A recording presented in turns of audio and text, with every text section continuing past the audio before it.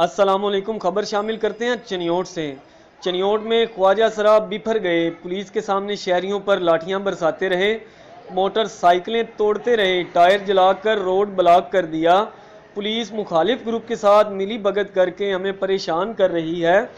D P O office کے باہر خواجہ سرا کے سمن گروپ نے احتجاج کرتے ہوئے ٹائر جلا کر روڈ بلاک کر دیا۔ سمن گروپ نے کچھ دن قبل اپنے مخالف گروپ نیلی کے ایک خواجہ سرا کے خلاف تشدد اور فائرنگ کرنے کی درخواست دی، جس پر نیلی گروپ نے 2 دن قبل احتجاج کیا۔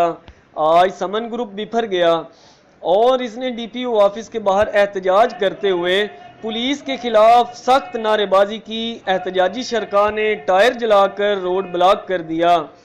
سمن کے چیلوں نے پولیس کی موجودگی میں شہریوں پر لاٹھیاں برسائیں، تھپڑ مارے اور موٹر سائیکل توڑے۔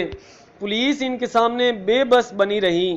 احتجاج کے باعث لاہور، سرگودا جنگ اور فیصل آباد روڈ مکمل طور پر بلاک ہو گیا۔ احتجاج کے باعث ٹریفک جام میں ایمبولینس بھی پھنسی رہی، جسے 15 منٹ کی محنت کے بعد پولیس نے نکلوایا۔ 3 گھنٹے مسلسل جاری رہنے والا احتجاج ڈی ایس پی سٹی رضوان الحق نے سمن کے ساتھ مذاکرات کے بعد ختم کروایا۔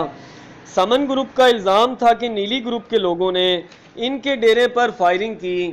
دونوں گروپوں کی طرف سے ملنے والی درخواستوں کو ایس پی انویسٹیگیشن میڈم کو کی بجائے عدالتی معاملہ دے کر خارج بھی کر چکی ہیں۔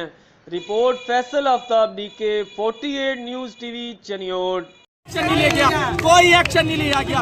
جو یہی کام رہے گا پھر ہم یہاں پر گنڈا گردی نہیں چلنے دیں گے۔ کوئی گاڑ چھوڑ کرنا ہے، انصاف چاہیے، انصاف چاہیے۔